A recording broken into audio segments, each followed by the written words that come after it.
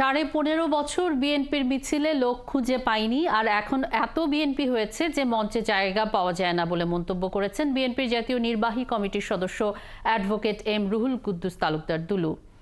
শুক্রবার বিকেলে নাটোরের তেবাড়িয়া ইউনিয়ন বিএনপি আয়োজিত এক জনসভায় প্রধান অতিথির বক্তব্যে তিনি একথা বলেন। রুহুল কুদ্দুস তালুকদার দুলু বলেন, যারা আওয়ামী লীগের লোকের সঙ্গে হাত মিলিয়ে বিএনপির উপর হামলা করেছে তাদের যারা দলে নিয়ে আসবে সেই সকল নেতার ব্যবস্থা আগে নেওয়া হবে।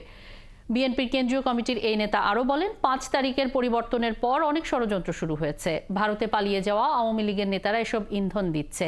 এসব ষড়যন্ত্র মোকাবেলায় সকল রাজনৈতিক দলের ঐক্যের বিকল্প নেই। আজকে এই মুহূর্তে সকলের উচিত যেভাবে